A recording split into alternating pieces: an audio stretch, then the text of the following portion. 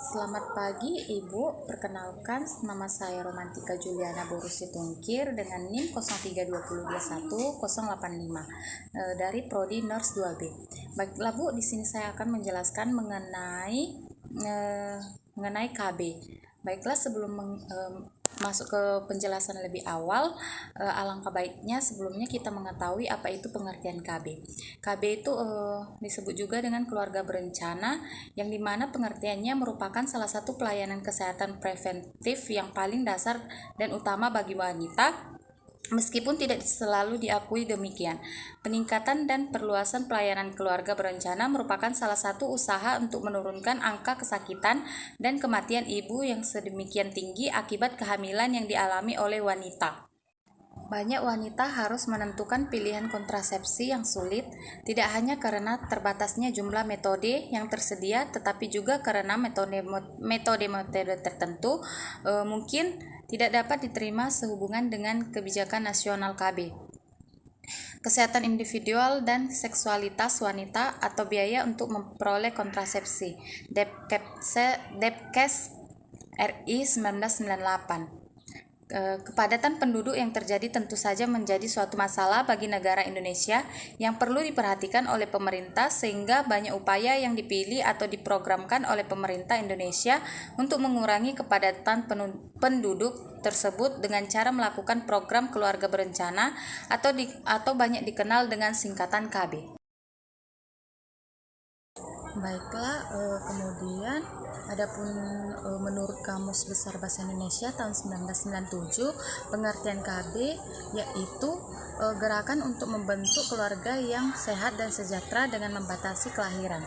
Adapun jenis-jenis KB diantaranya yaitu yang pertama kondom pria, kedua pil KB, ketiga KB implan, keempat suntik KB, kelima IUD, kelima kondom wanita, keenam diafragman, ketujuh spersimida. Adapun manfaat KB yaitu diantaranya menurunkan resiko terjangkitnya kanker rahim dan kanker serviks. Kanker ovarium merupakan tumor ganas yang terdapat dalam endometrium, yaitu lapisan dalam rahim tempat menempelnya ovum yang telah dibuahi. Sedangkan kanker serviks merupakan sejenis kanker yang menyerang bagian reproduksi wanita, terutama leher rahim. Adapun manfaatnya KB yang kedua itu yaitu menurunkan angka kematian maternal serta peningkatan IPM. Kematian yang terjadi pada ibu dan anak masih sering kita jumpai, baik pada saat proses persalinan, pasca persalinan, maupun hari-hari pertama kehidupan bayi. Yang ketiga, menghindari kehamilan yang tidak diinginkan. Kasus kehamilan yang tidak diinginkan seringkali kita temui di sekitar kita. Yang keempat, dapatnya meningkatkan kesehatan ibu dan anak. Perencanaan kehamilan yang menjadi salah satu tujuan KB dapat menurunkan resiko kehamilan yang tidak diinginkan. Hal tersebut dapat membantu meningkatkan tingkat kesehatan serta kelangsungan hidup pada ibu, bayi, dan anak.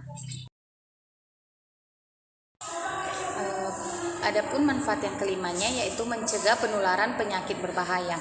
Manfaat KB dengan penggunaan alat kontrasepsi seperti kondom sebelum melakukan hubungan intim dapat mencegah penyebaran atau penularan virus-virus berbahaya seperti HIV/AIDS. Yang keenam, lebih menjamin tumbuh kembang bayi dan anak.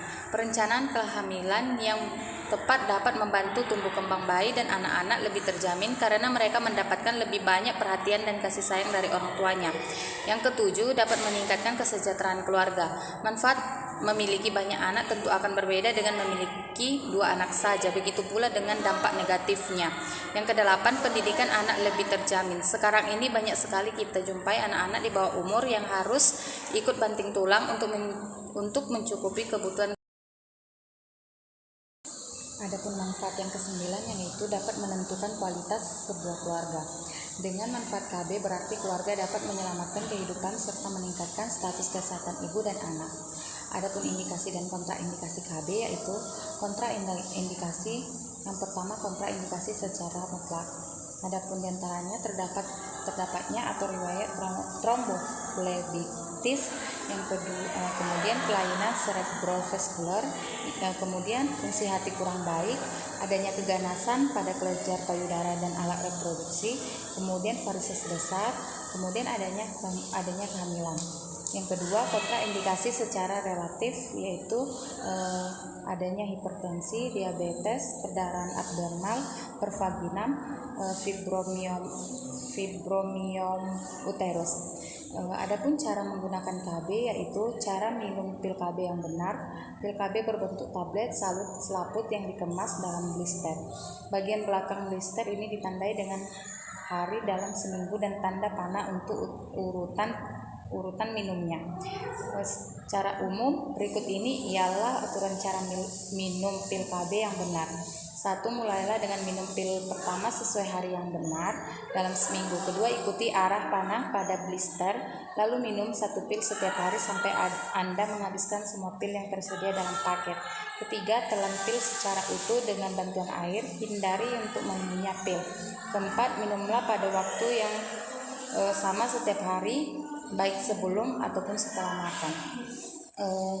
Baiklah Ibu, sekian hasil penjelasan tentang materi KB yang bisa saya sampaikan. Apabila ada kesalahan, saya mohon maaf. Sekian dan terima kasih. Selamat pagi Bu.